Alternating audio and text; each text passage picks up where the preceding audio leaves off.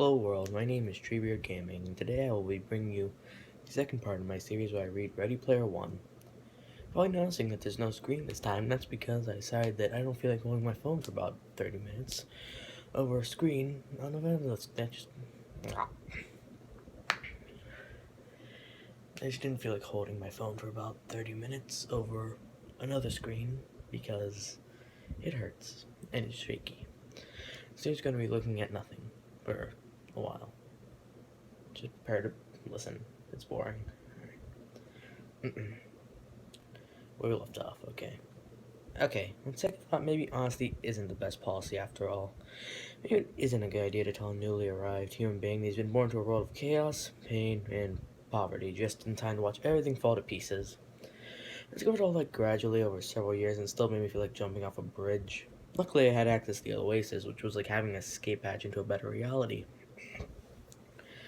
The Oasis kept me sane. It was my playground, my preschool, a magical place where anything was possible. The Oasis is the setting of all my happiest childhood memories.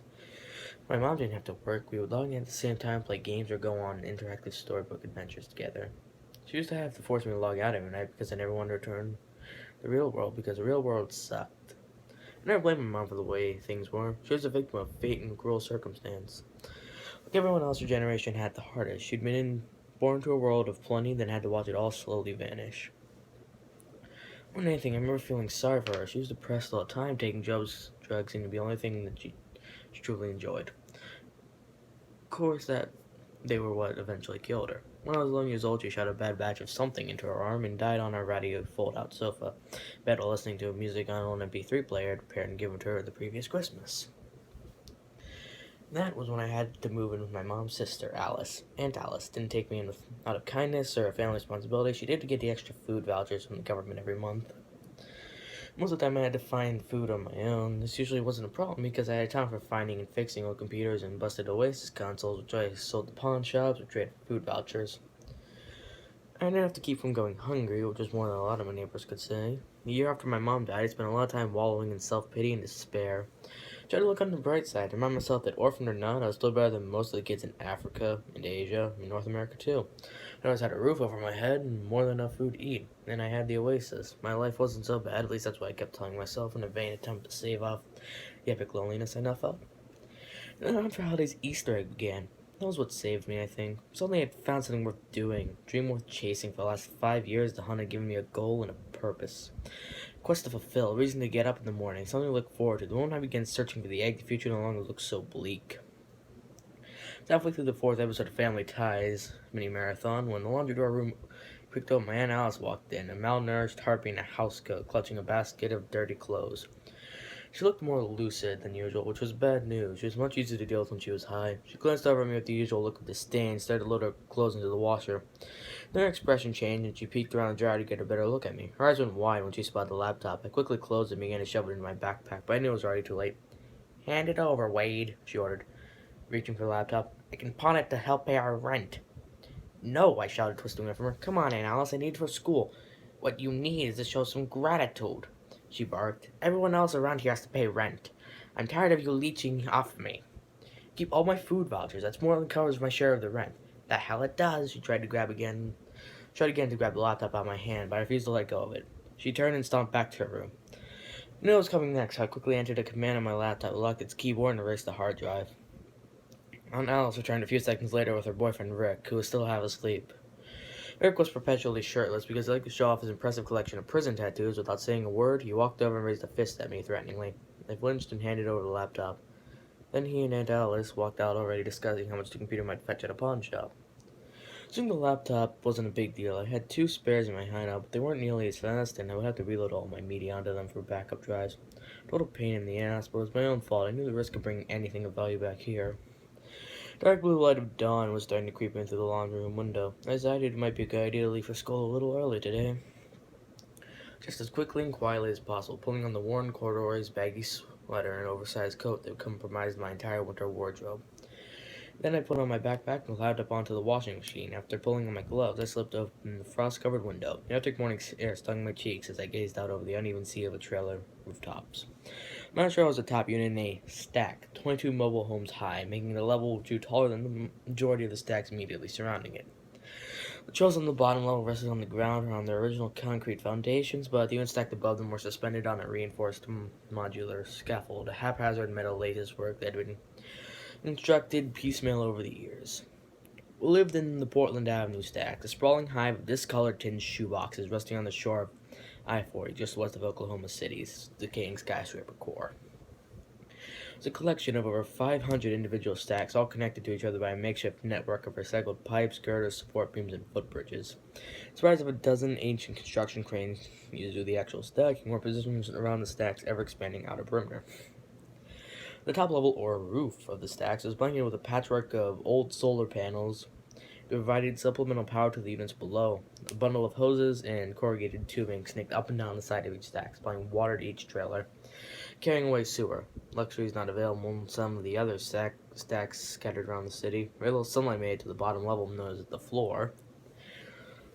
Dark, narrow strips of ground between the stacks are clogged with skeletons of abandoned cars and trucks, their gas tanks empty and their exit routes blocked off long ago.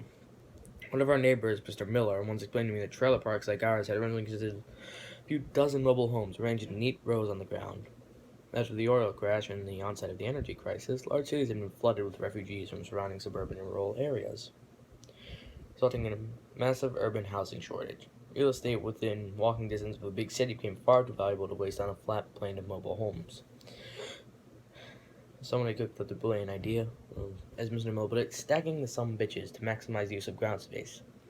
The idea caught on in a big way, and the trailer parks across the country had quickly evolved into stacks like this one, strange hybrids of shantytowns, squatters, settlements, and refugee camps.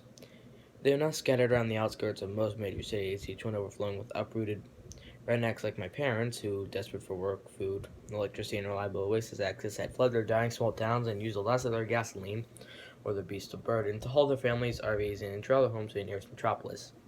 Every stack in our parks is at least 15 mobile homes high, with the occasional RV shipping container and Airstream trailer or VW microbus mixed in for a variety.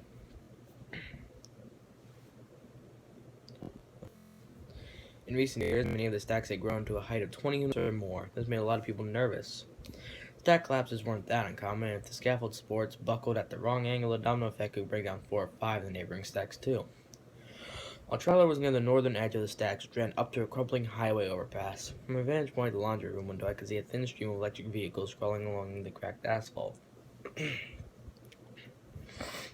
carrying goods and workers into the city. As I stared out at the grim skyline, a bright sliver of the sun peeked over the horizon. Watching it rise, I performed a mental ritual when I saw the sun. I reminded myself that I was looking at a star, one of over 100 billion stars in our galaxy. The galaxy was just one of billions of other galaxies in the observable universe. This helped me keep things in perspective. I started doing it after watching a science program from the early 80s called Cosmos. I slipped out the window as quietly as possible and, clutching the bottom of the window frame, slid down the cold surface of the trailer's metal sliding. The steel platform on which the trailer rested was only slightly wider and longer than the trailer itself, leaving a ledge about 1.5 feet wide all the way around. I carefully lowered myself and my feet rested on this ledge. Then I reached up to close the window behind me. I grabbed hold of a rope I'd strung there at waist level to serve as a handhold and began to sidestep along the ledge to the corner of the platform. There I was able to descend the ladder-like frame of the scaffolding. I always took this route when leaving or returning to my aunt's trailer. A rickety metal staircase was bolted to the side of the stack, but shook and knocked against the scaffolding, so I couldn't use it without announcing my presence. Bad news in stacks. It's best to avoid being heard or seen whenever possible. They're often dangerous and desperate people, about the sort who would rob you, rape you, and then sell your organs on the black market. Descending a network of metal girders, it always reminded me of old platform video games like Donkey Kong or Burger Time. I seized upon this idea a few years earlier when I coded my first Atari 2600 game, a gun to rite of passage like a Jedi building his first lightsaber. It's a pitfall rip-off called The Stacks, where I had to navigate through a vertical maze of trailers, collecting junk computers, snagging food vouchers, power-ups, and avoiding meth addicts and pedophiles on your way to school. My game was a lot more fun than the real thing. As I climbed down, I paused next to the Airstream trailer, 3 units below ours, where my friend Mrs. Gilmore lived. She was a sweet old lady in her mid-70s. She always seemed to get up ridiculously early. I peeked in the window and saw her shuffling around in her kitchen, making breakfast. She spotted me after a few seconds. Her eyes lit up. "Wade!" she cried. "Good morning, my dear boy." "Good morning, Mrs. G," I said. "I hope I didn't startle you." "Not at all," she said. I had to be quiet. She pulled her rope tight against the draft. It's freezing out there. Why don't you come in and have some breakfast? Mm-hmm.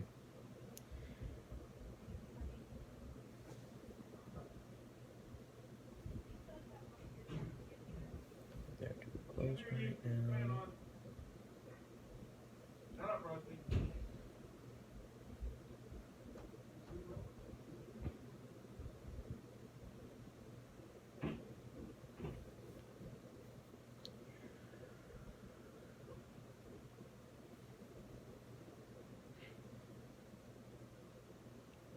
I should have waited. I definitely should have waited. This was a bad idea. Alright. I have to get real close.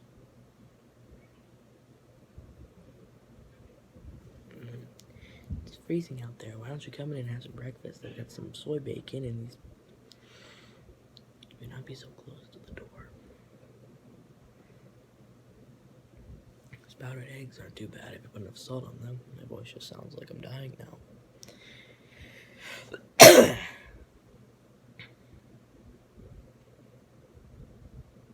Still so close. Why'd you have to come up at this time? Do it later. Thanks, but I can't this morning, Mr. G. I have to get to school. Alright, rain check then. She blew me a kiss and started to close the window. Trying to break your neck climbing around up there, okay, Spider-Man? Will do. See you later, Mrs. G. I have goodbye to her. I'm getting you my descent. I'm so worried right now. Lily Gilmore was a total sweetheart. So we crashed on her couch when we needed to, although it was hard for me to sleep there because of all her cats. Honestly, don't know if they can hear me right now. I'm really paranoid. Sorry for the lack of talking. There's just people.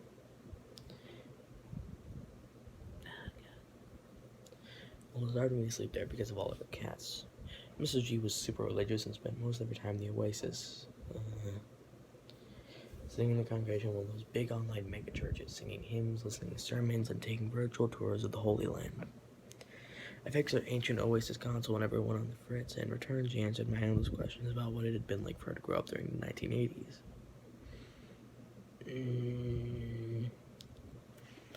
She knew the coolest bits of 80s trivia stuff you can learn from books or movies. She was always praying for me too, trying her hardest to save my soul. I never had the heart to tell her that I thought organized religion was a total crock. It's a plain fantasy that gave her hope and kept her going, which is exactly what the hunt was for me too. To quote the almanac, people living in glass houses should shut the fuck up. No, I really hope they didn't hear that one. I reached the bottom level. I jumped off the scaffold and dropped the few remaining feet to the ground. Our roots crunched into the slush and frozen mud. It's still pretty dark down here, so I took out my flashlight and headed east, weaving my way through the dark maze doing my best to remain unseen. While being careful to avoid tripping over a shopping cart, engine block, or one of the other pieces of junk littering in narrow alleys between the stacks. I really saw anyone out this time of morning. The commuter shuttles ran only a few times a day, so the residents lucky enough to have a job would already be waiting at the bus stop by the highway. Most of them worked as day laborers in the giant factory farms that surrounded the city.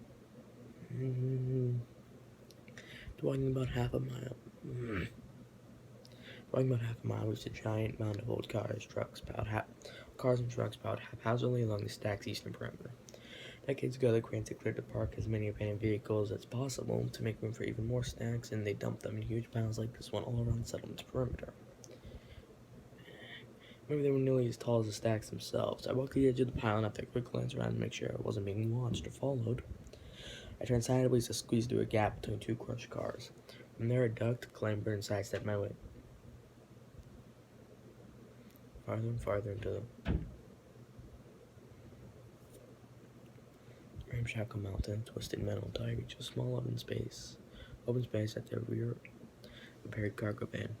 Only the rear third of the van was visible. The rest was concealed by the other vehicles stacked on and around it. Two overturned pickup trucks lay across the van's roof at different angles, but most of the way was supported by the cars stacked on either side, creating a kind of protective arch that would prevent the van from being crushed by the mountain of vehicles piled above it. I pulled out a cane I kept around my neck, on which there hung a single key. A stroke of luck, this key had still been hanging from the van's ignition when I first discovered it. Maybe these vehicles had been in working condition when they were abandoned. There was certainly no longer been able to afford fuel for them, so I just parked them and walked away. I Pocketing my flashlight and unlocked the van's rear right door. It opened about 1.5 feet, giving me just enough room to squeeze inside. I pulled the door closed behind me and locked it again. The van's rear doors had no windows, so I was hunched over in total darkness. For a second, till my fingers found the old power strip, I ducked it to the ceiling. Flipped it on in an old desk lamp flooded a tiny space with light. The crumpled green roof of a compact car covered the crushed opening where the windshield had been, but the damage to the van's front end didn't extend beyond the cabin. As the interior remained intact, someone removed all the van's seats, probably uses furniture, leaving a small room, about 4 feet wide, 4 feet high, and 9 feet long. This was my hideout. I discovered it 4 years earlier while searching for discarded computer parts. When I first opened the door and gazed into the van's darkened interior, I knew right away that I'd found something of immeasurable value: privacy.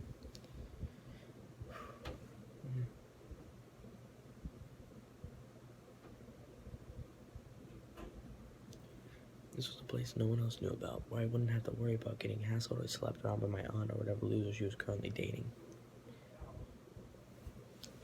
I could keep my things here without worrying they'd be stolen, and most importantly, it was a place where I could access the oasis in peace.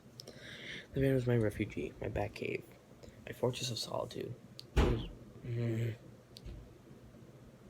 where I attended school, did my homework, read books, watched movies, and played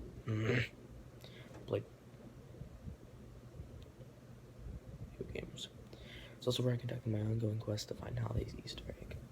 I covered the walls, floor, and ceiling with styrofoam egg cartons and pieces of carpeting, and to soundproof the van as much as possible.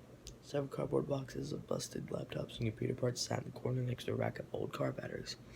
A modified exercise bike I'd rigged up as a recharger. The only furniture was a folding lawn chair. I dropped my backpack, shrugged off my coat, and hopped on the exercise bike. Charging the batteries was usually the only physical exercise I got each day. I pedaled until the meter said the batteries had a full charge and sat down in my chair and switched on the small electric heater I kept beside it. I pulled off my gloves and rubbed my hands upon the filaments as they began to glow bright orange. I couldn't leave the heat on for very long, it would drain the batteries. I opened the rat-proof metal box where I kept my food cache and took out some bottled water and a packet of powdered milk.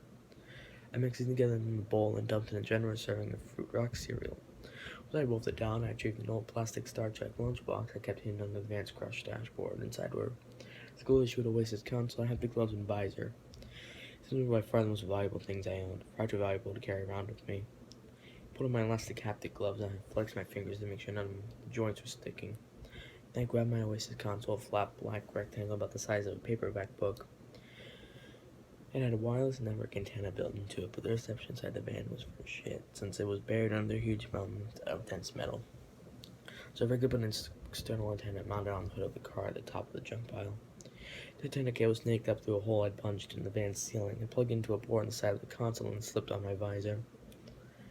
It fit snugly around my eyes like a pair of swimmer's goggles, blocking out all external light. Small earbuds extending from the various temples automatically plugged themselves in my ears. The visor also housed 2 built-in stereo voice microphones to pick up everything I said. Sorry, there's too many people walking outside. I powered on the console and initiate the login sequence. I saw a brief flash of the red as the visor scanned my retina, so I cleared my throat and said my login passphrase. Be careful to enunciate. You've been recruited by Starlight to defend the frontier against Zurn, Koda, and Armada. My passphrase was also verified along with my voice pattern, then I was logged in. The following text appeared superimposed that on my virtual display. Identity verification successful. Welcome to the Oasis Parseval. Login completed 7:53:21 OST 2:10:2045. The text faded away. It was replaced by a short message, just 3 words long. This message had been embedded in the login sequence by James Halliday himself when he first programmed the Oasis. It's an homage to the simulation's direct ancestors, the coin-operated video games of his youth.